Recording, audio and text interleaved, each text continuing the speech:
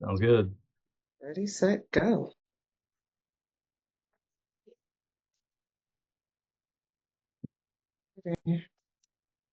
Okay, we're on.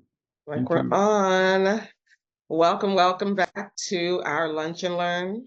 Today, we're talking about visibility without burnout. So, if you are feeling a little bit stressed about generating content and putting it all out there with the blogs and the posts and the this and the that and the videos and all the rest of it, we're here to help. So we are Nate and Simone, and we talk all things marketing. Today we also have in the room Sophia, right? Who is working with a nonprofit and is having this very problem. So we are going to talk about that today, and hopefully, as we help her, we'll help you as well. So, how you doing, Nate? I'm good. I'm good. Thank you very much. Thank you very much. Welcome, Sophia. Is it Thank you. Sophia or Sophia? Am I saying it right? Sophia. Sophia. Okay. All right. Sophia. Glad I asked. Um, okay. That is, I believe that is a derivative of the Greek word for wisdom. Is it? Oh, Sophos, I did I think. not know Yeah. that. The more you know. Yeah.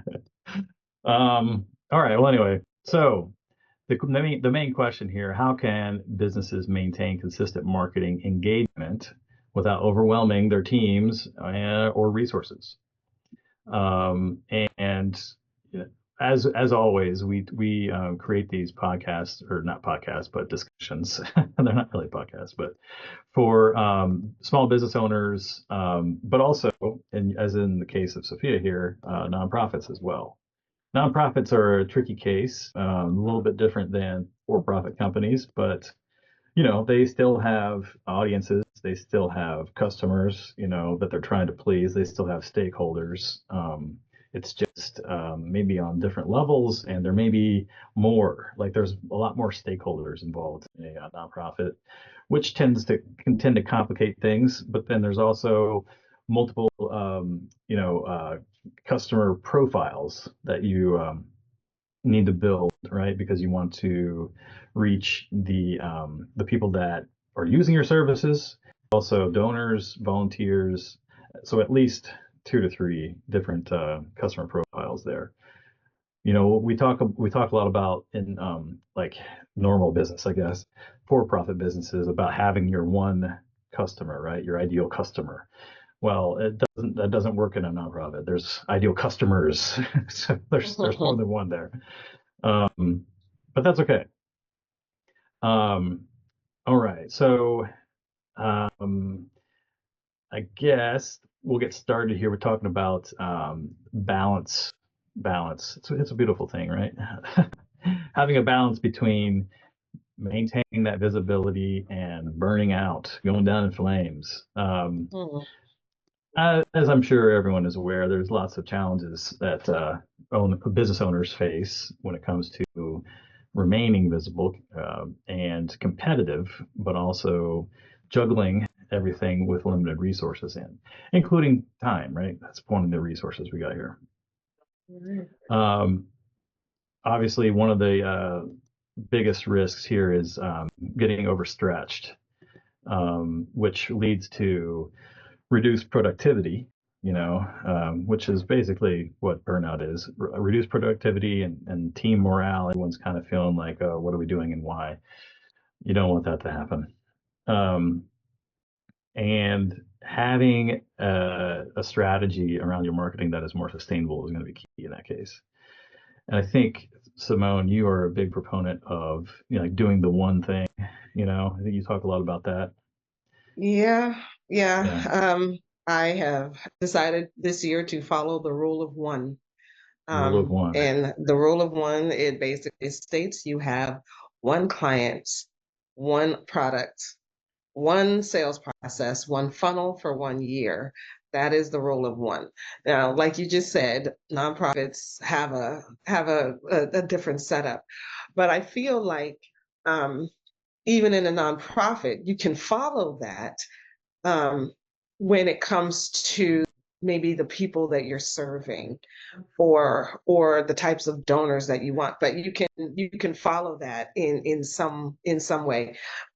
The whole idea is to narrow down what it is you're doing. Focus on like one type of person.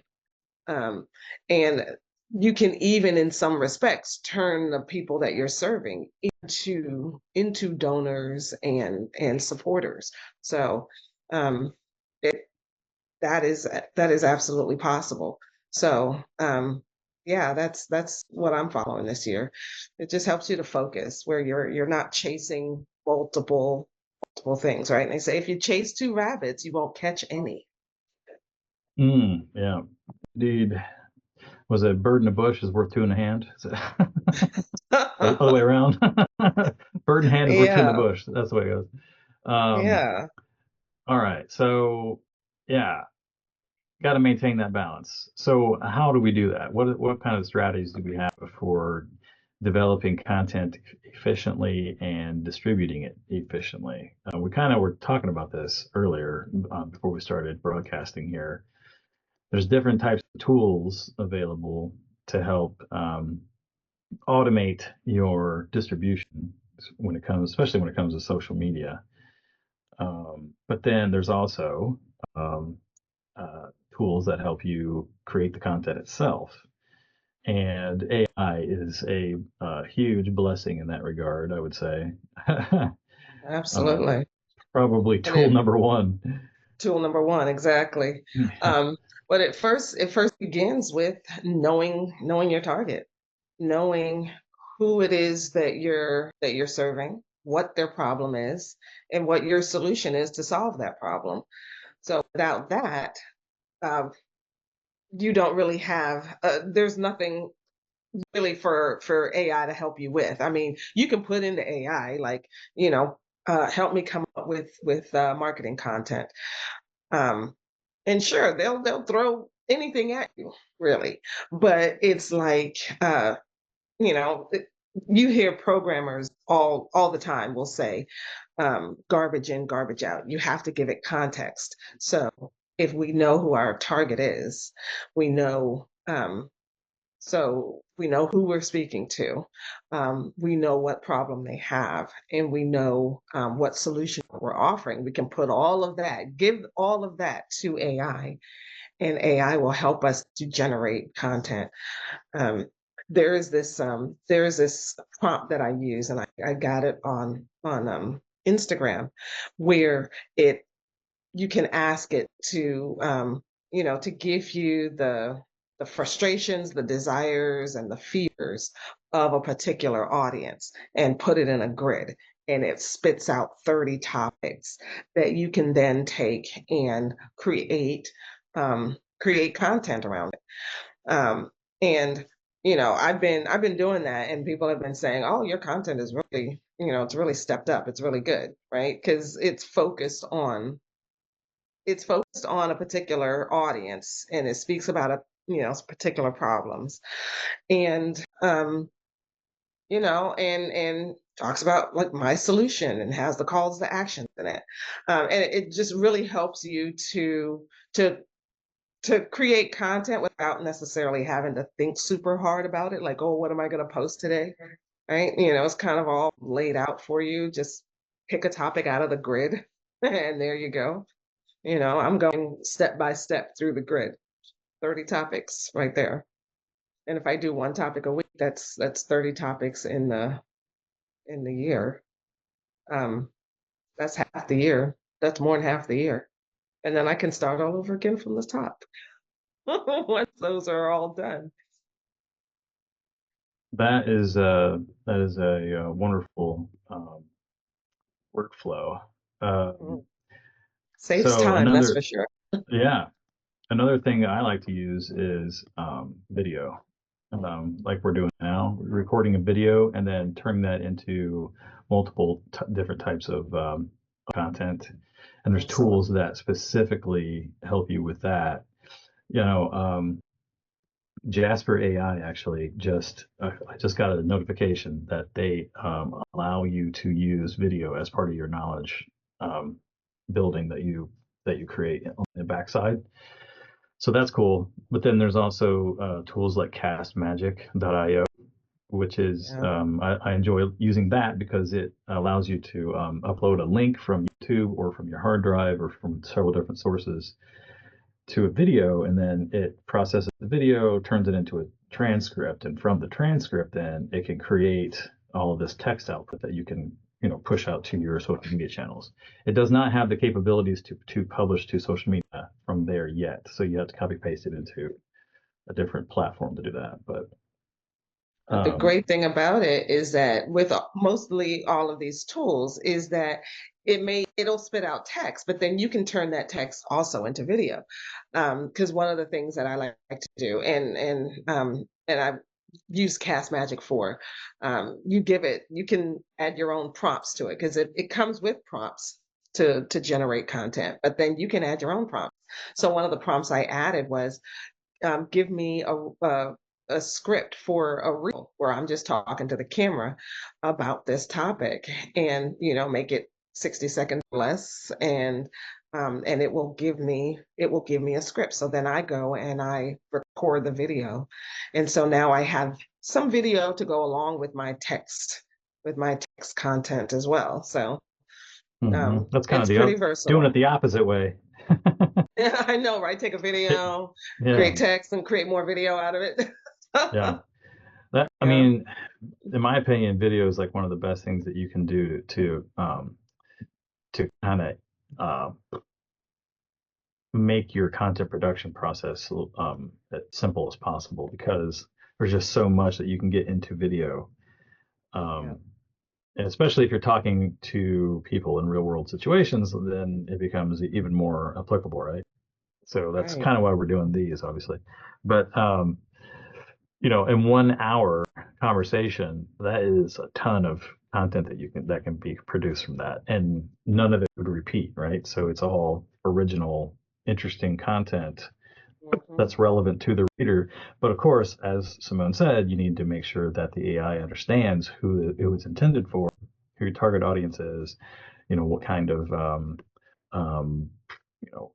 the tone that you want to set, that kind of thing. That's true too. That's true too. There are prompts that help you to teach the AI how to spit out content in your tone and the way that you would speak and the way that you would write. So, and then there's also just, you don't even need a whole prompt, really. Sometimes I'll just say, make this content, write in simple language rather than in, the professional language and college age, reading level, that kind of thing. You want to keep it as simple as possible, because generally you know a lot about your topic and what it is that you want to say, but you're talking to people who need your help, and they don't know, they're not experts on your topic. So if you can break it down in simple language for them, third, fourth, fifth grade reading level for them, then it's much easier for them to pay attention and to get it. And you still sound like you know what you're talking about, but they understand, like, okay, this makes sense. I need your help, or you just helped me with blah blah blah. Yeah, and the Feynman technique, right? Richard Feynman, the famous physicist, I think he was a Nobel Prize winner, but I'm not 100% sure about that. But anyway, his whole philosophy for teaching, I think he's a teacher at MIT, if I'm not mistaken.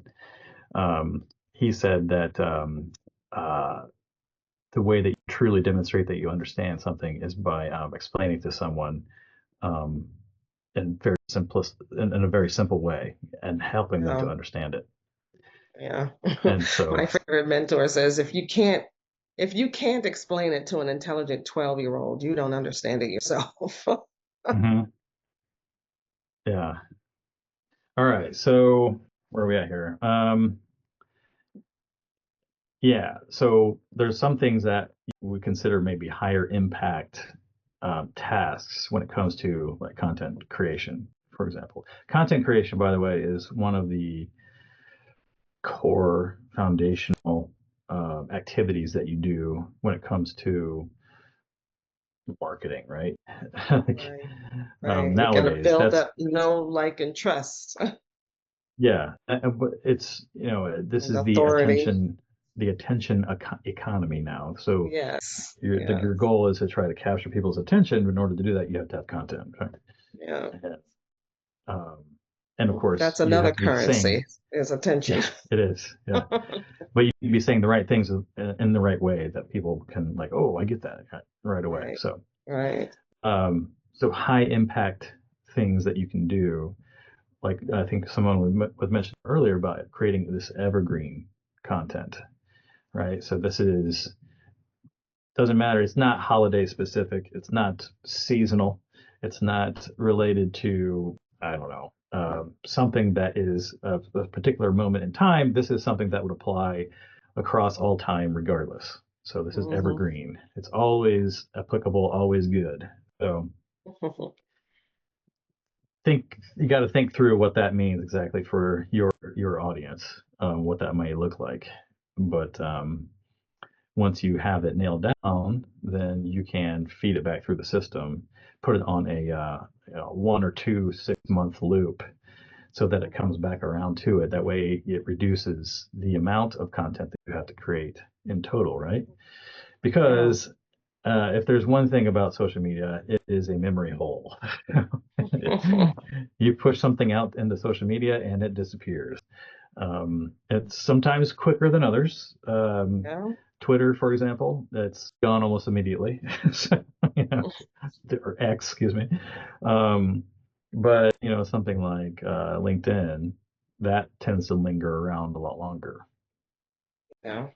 Um, and it's all kind of determined based on the algorithm, of course. If the algorithm sees people engaging with it, then it wants that, oh, this is valuable, so we're gonna keep kicking this around. Hmm. Because the goal of the platform is to keep you there. So Keep you if on it the is something platform. that people have found engaging, then it wants to keep using it. So yeah. Yeah. Um, all right. So we talked about that. We talked about using social media schedulers to automate those tasks. Um, that's very helpful. There's different types of social media schedulers out there. There's an endless array, really. Um, but Yeah. But very few have an evergreen. Yeah, that's true. What do you call it? An evergreen function. Yeah. So there was one that I was using before the one I'm using now. So and I switched because the one I'm using now has expendable functions in it and gives you more. You have access to more social media platforms. So if you wanted to have a be everywhere strategy, you could do that for less money than others. Um, and yeah, you'd have that be everywhere strategy. And it gives you that evergreen function and recurring function. So it there are there are lots of schedulers out there, but it look around to see which one has the kinds of functions that you want that will work best for you, right?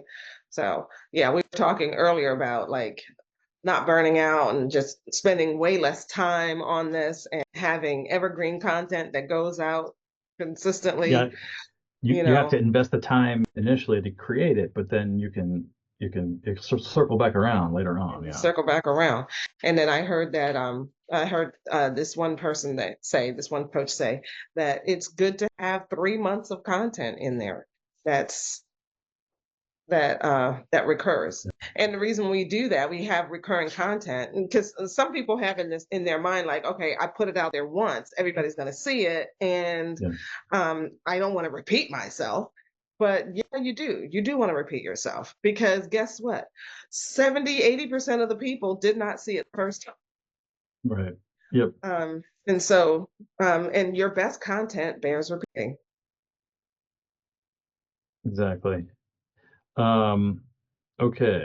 So now that we talked about ways to kind of, make that creating and distributing a little bit easier, let's talk about one of my favorite things, and I guess we touched on this a little bit, repurposing content.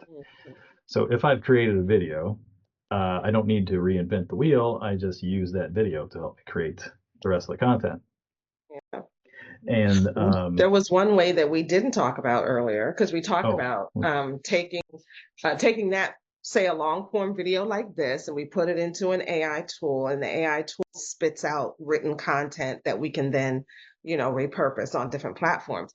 But it's we based didn't talk on about the transcript. That's the transcript, crucial right, thing. Yeah. of the video.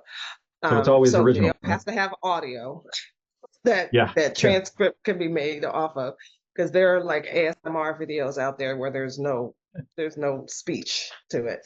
So it has to have some speech that you can make, that you can build a transcript off of. But then another tool that we didn't talk about, a different type of tool where you take that long form video, you put into it, and it will chop it up into smaller short clips, right? So the actual video that's itself. Content. Yeah, the video itself. Yeah. So that's content that we didn't talk about that can be, because I talked about, like, you can use one of those text-based ones to kind of repurpose and create a reel where I just talk to the camera, and create a reel like that. But then there's also, you can just take clips of the actual video itself and create a reel from it. Yep. And short form vertical format video is real big right now. That's been big for probably going on 5 years now at least, I'll bet. But it still is king as far as content consumption is concerned. You have all these platforms that have kind of, YouTube introduced their shorts, I think that was 5-6 years ago. Of course, you have TikTok, I think. Well, TikTok was the one that started, and everybody else got scared and said, "Oh, we need to do this too." Yeah, they were the ones that started it. Yeah, that's right. Yeah, they called it the TikTokification of social media, right? Right. I remember reading an article about that. But so now you have them on like Facebook Reels. You have Instagram. Instagram Reels too. Instagram Reels, yeah. YouTube Shorts. YouTube Shorts.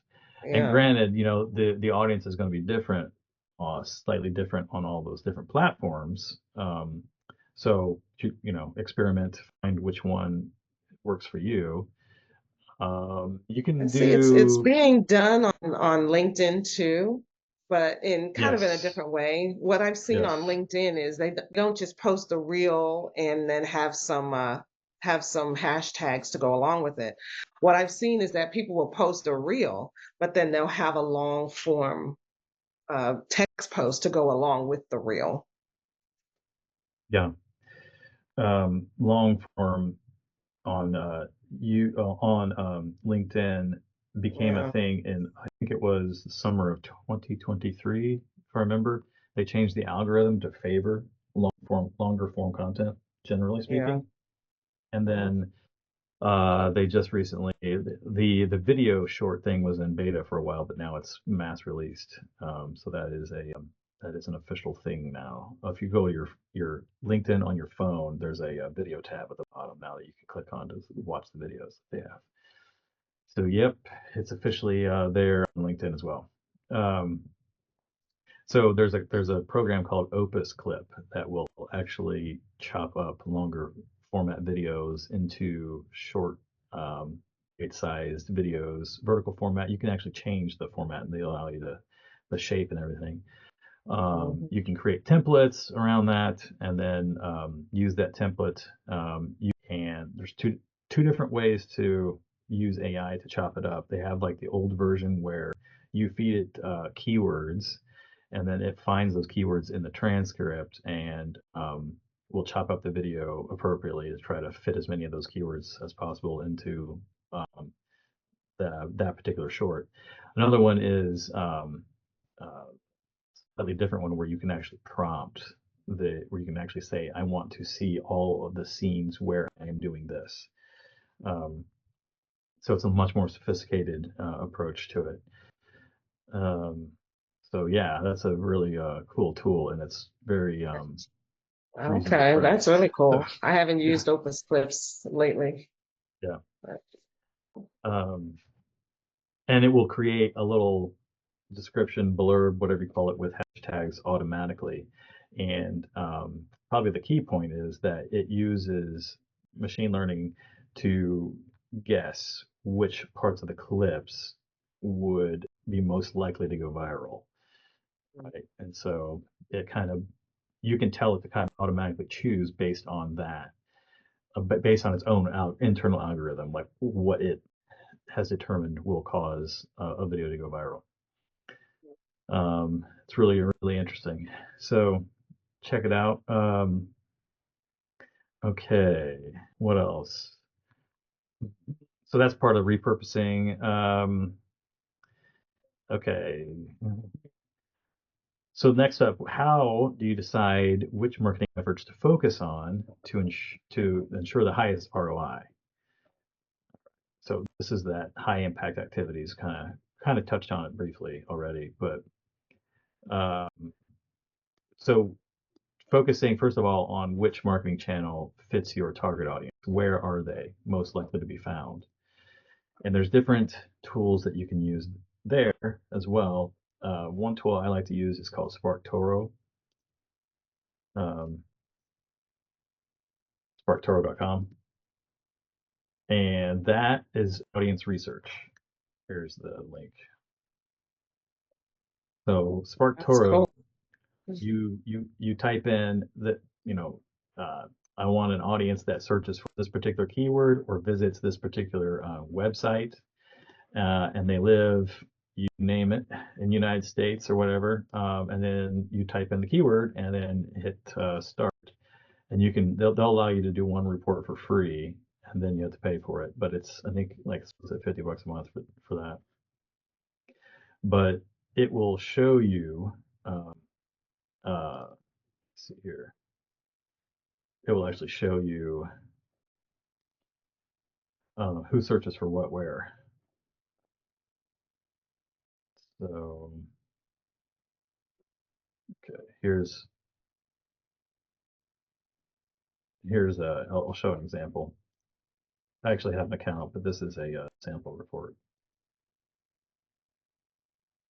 All right, so um, this one is for customer retention. Search, the keyword was customer retention in the USA, and Oh, it shows me, okay, about 5,000 to 6,000 people per month search for this keyword in the United States. Now, keep in mind that the people that created SparkToro used to work for a company called Moz, which specializes in SEO.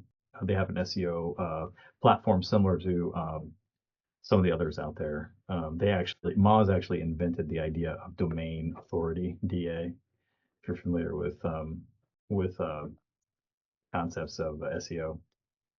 Anyhow, um, that shows you which websites these people tend to go to gravitate towards. They show you other keywords related to that, but then also you can come down here to um, social networks, and it will show you YouTube is number one, Facebook, LinkedIn, Instagram. But then there's also Reddit, Quora, et cetera, et cetera. So you might want to check out some of the ones that you hadn't thought about to find, if see if you can find an audience there. So yeah, check that out. That can help drastically reduce the amount of time it takes you to find your audience on a particular platform. that's like a great tool. Oh yeah. Okay. Nate is great at finding like Yeah, the best tools online for exactly. stuff. I like to do things the lazy way. I don't want to reinvent the wheel here. Somebody else Well, has makes already figured this sense. out. I'm gonna Yeah, I'm gonna let them do it. makes sense. Like, Yeah. All right. So I guess when you're prioritizing the high impact, so you figured out where they're spending time, you're going to have to use analytics to figure out what's working, what's not, and if it's not working, then get rid of it. You, you, Yeah. and I think this is where Simone's idea to focus on one at a time is probably a good idea, rather than try to do all of them at once. Using SparkToro, figure out the top three, maybe top two, and focus on those channels. Yeah, and that's it. And then maybe over time you can expand, but SparkToro has data that says that these people are searching here, or they're using these platforms, then that's where you want to be. Yeah. And Um, also good to look at your, if you do a variety of posts and, it's good to look at your analytics and see which posts are doing the best, or which articles, which blog posts, what content is doing the best. right. And the ones that are getting more engagement, where people are actually interacting with it, or your people are DMing you because of it, those are the types of posts that you want to double down on and do the most. But you don't know that unless you have the analytics. Yeah. Yeah, Google Analytics will help you to a certain degree. It'll show you what social media platforms they're coming from. Using your UTM tracking codes is going to be useful there. Or And using also a your on social platforms, it'll show you the posts that are doing the best, like directly on the platforms too, and show you the audience that you have. Like, is it more male? Is it more female? Is it more United States versus Canada? All of that. all right. So you know So where to spend your time. let's Sophia, do you mind answering some questions here? Okay. Um, so I know that you said that you just started. Are you guys currently using social media, or what are you currently doing for marketing?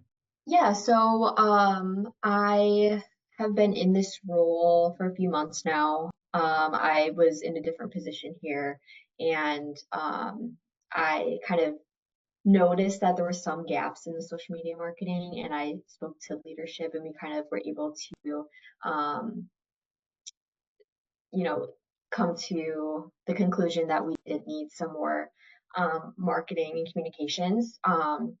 So we're on LinkedIn, Facebook, Instagram, and those are the three main accounts that I use. We do have a website as well, and that's mainly what we're working with right now.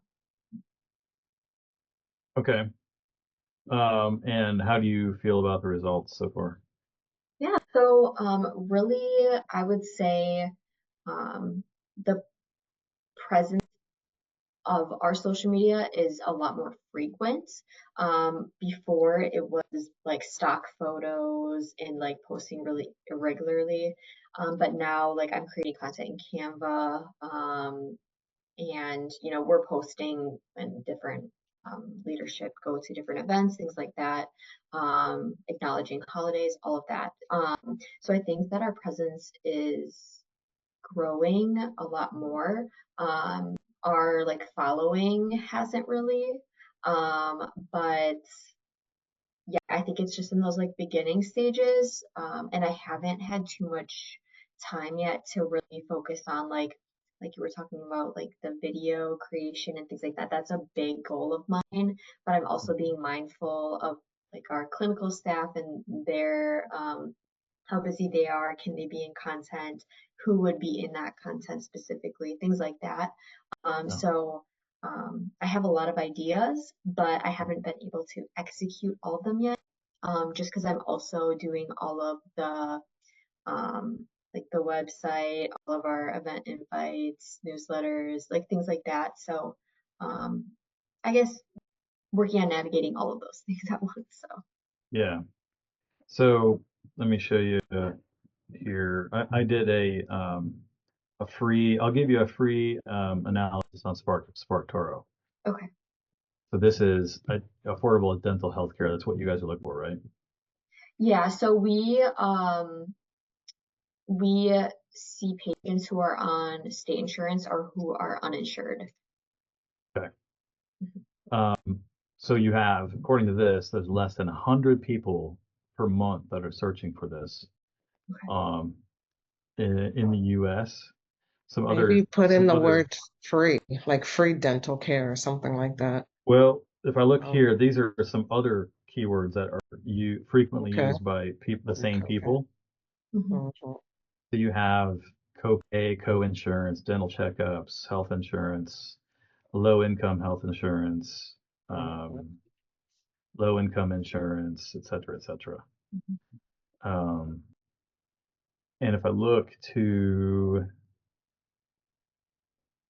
um, the let's see here, demographics, you got majority male, female, 65% versus male. So this is part of like your audience, right? And then the age range. You look at 26 to 35 is the majority. They're going to be female. So Mhm. that's who you're going to be talking to when it comes to the people that are looking for your services. Oh. Um, which is that's great because that fits your profile, isn't it? Roundabout, I'm guessing. So you'll be talking to And I yourself. was also looking at that 26 number. That's right when people come off their parents' insurance, Right. isn't There you go. Yep, Yes. exactly. Yep, yep, yep. These are the kinds of jobs and salaries. So tend to be health, maybe nurses, um, and geography wise, a lot of them in Arizona. Where Huh. are you guys doing? You guys are primarily in Wisconsin, right? Yes, we only have two clinics right now. Um, Yeah, and like less they're than with, 1% in yeah. Wisconsin. That's interesting. Okay. Well, social accounts to here, apps and networks, social networks. So YouTube, that's where that video will come in handy. Facebook, Reddit, which Hmm. is interesting. So if you hadn't considered that, you might want because to they're check that out. asking Yeah. with Reddit, you're posting a question and you're like getting direct answers from people. Yep. Right. Which is why Whereas, Google bought them. Right. yeah, a Yeah. lot of time on Facebook, you'll post something on Facebook, you'll post a question, and you'll just have people go like, Mhm. and you're like, Right. no, Yeah. Yeah. I want you to answer the question. You get very opinionated people on Reddit who are more than happy to share their opinions with you. Yeah, that Um, is true. so you can see LinkedIn is kind of down there on the list, Mhm. Instagram. So I might not put too much energy into them, Okay. you know. Yes. Good to know. Yeah. Um, these are different types of YouTube channels that they may be looking at. U.S. Department of Health and Human Services kind of makes sense. California appears in here a lot. That's just probably because of the size of the state. So there's a heck of a lot more people doing searches, generally speaking, right? Well, and the cost of living in California is very high too. So I Yeah, can yeah, imagine a lot of people are working like gig jobs where they don't have yeah. insurance and, so there's a lot of that going on So something to consider here would be in if New you're going to Jersey create, too. yeah, if you're going to create a YouTube channel, then you might want to approach some of these other channels Mhm. for like partnerships and that kind of stuff, right? Okay. Although, again, if you're only concerned about Wisconsin area, that might not make much sense. So Mhm. some of these more state-specific Yeah, areas, right? Yeah. Yeah. yeah. So you'd have to But like find um, organizations in Wisconsin to partner with, yeah, maybe. Mhm. yeah, They wouldn't for necessarily show up on here if it's like less than 1% Yeah. active, yeah, um, yeah. but there's always Google. You can look. This is like the different subreddits. Personal finance makes sense, right? Because people are concerned about their budget. So Mhm. that's if you can go in there and the thing about that is that Reddit requires a lot of like hands-on stuff, and you can't as of now, you can't really automate any kind of stuff there. So that is like you're getting in there, you're answering questions, and you're being seen as the expert Okay. on the topic. That might not be something that is kind of in your wheelhouse at the moment. Mm-hmm. So take that into consideration. But Okay. you could go there to this would be a great place to find what people are the questions they're asking, and that could help because then you could turn around because I guarantee you if people here are asking those questions, people near you are going to have the same questions, right? Right. And so if you know how to answer those and know what people are really concerned about, then you can maybe incorporate those into an FAQ on the website, for example. Mm-hmm. And Yeah. that might be a good thing to do.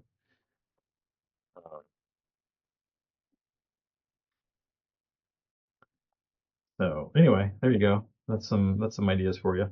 Wonderful. Thank you. AffordableDentures.com, #1 website. Are those a competitor, would you say, or do you know? Well, that shows that it's older people looking at that, right? Could be. Yeah, we primarily see children at our clinic, but we see everyone in the community. Mm-hmm. Interesting.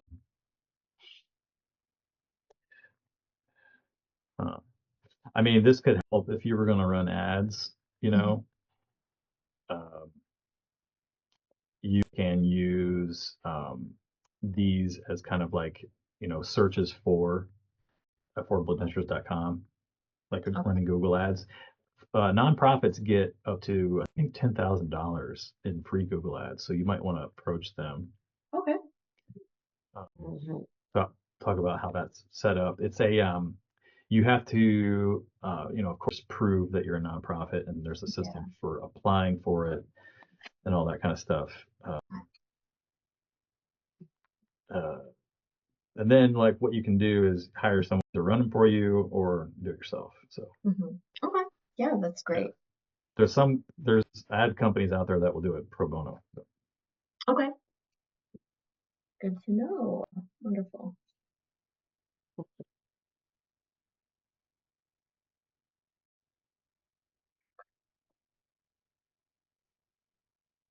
I'll send this report to you, by the way, so Thank you have you. it.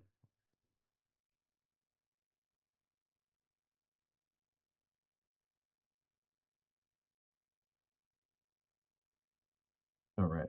Well, let's see where we're at. Getting close to the hour here. Stay on task.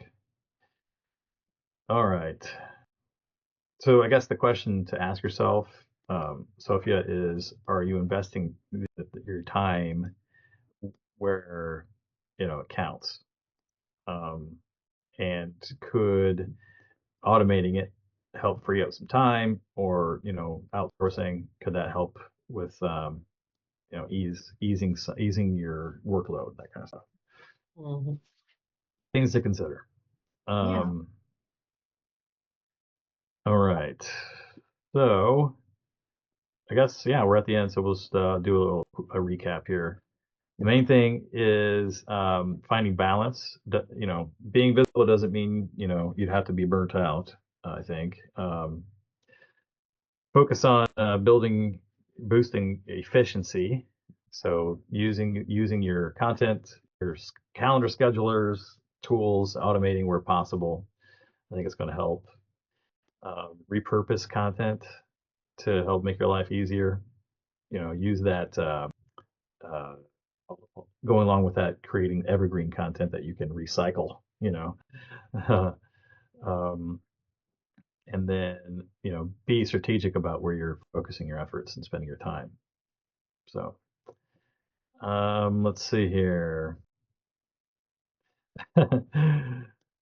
Anyway, anything else, Simone? That's it, really. Yeah, that's pretty much it. We talked about using automation tools to help you. And we talked about before, like you really have two currencies, your time or your money. If you don't have a lot of money, then you're going to probably spend more time. But using these tools can help you to know where to spend your time, right? Um, but if you don't have a lot of time, then you're probably going to need to invest some money into tools or having a social media manager to help you to be more efficient and to help you strategize and generate content and put it out there into the world. So, um, yeah, there's options either way. All right. Any questions, Sophia, while you got us here? I think you answered a lot of questions that I had, so that's wonderful. This has been extremely helpful. Okay. Fantastic. We live to please. We live to serve. Sometimes pleasing you isn't always serving you, but that's a topic for a whole other day. Uh, well, thank you for being here. Thank you for watching. If you're watching this, subscribe to the channel and comment, like the videos. Help us with the algorithm, and share this with other people who could use this information. We don't like burnout here in our Yes. world. So Burnout bad. burnout is bad. Profit and good health is good. Yes. So that is what we are all about. So definitely share this with others, and we'll see you on the next one. All right.